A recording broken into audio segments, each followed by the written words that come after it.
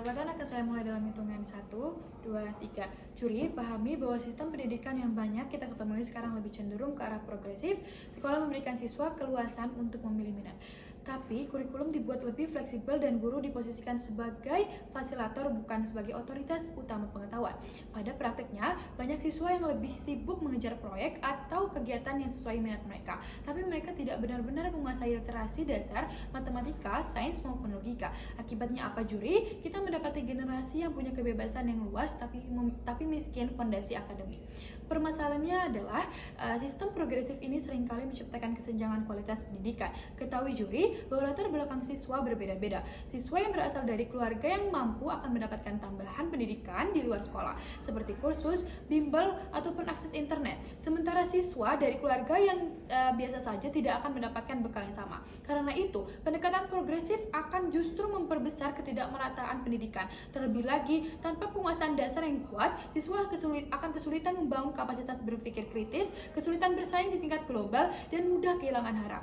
Ketika masuk ke dunia nyata, dengan kata lain, terlalu dini memberikan kebebasan membuat siswa tidak siap menghadapi tuntutan akademi dan sosial. Untuk membuat debat pada sisi pemerintah lebih jelas, beberapa mekanisme dari tim pemerintah. 1.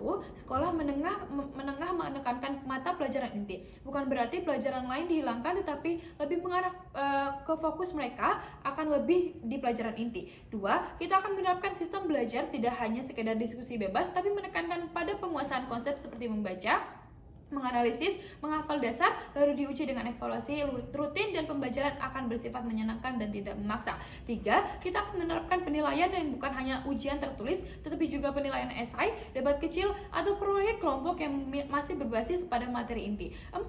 Setelah siswa menguasai dasar, mereka akan diarahkan ke bidang minat mereka masing-masing, dan mereka masih akan bisa berkreativitas. Maka itu, kita bangga menjadi tim pemerintah. Memasuki ranah argumentasi saya. 1.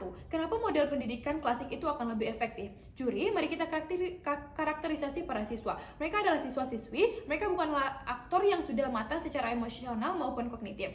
Mereka masih berada di tahap pencarian jati diri mereka, yang dimana setiap keputusan, bimbingan maupun aturan yang mereka terima di sekolah akan membentuk cara pikir mereka dan perilaku mereka yang di masa yang akan datang. Disinilah model pendidikan klasik akan menjadi penting karena akan menekankan fondasi pengetahuan yang kuat dan keteraturan dalam berpikir. Jika kita membiarkan mereka berada di model progresif yang akan memberikan mereka kebebasan, mereka akan cenderung mengambil jalur yang mudah dan tidak terbiasa dengan kerja keras. Akhirnya apa juri? Mereka tumbuh tanpa kerangka berpikir yang solid. 2 analisis kenapa ini akan lebih efektif. 1.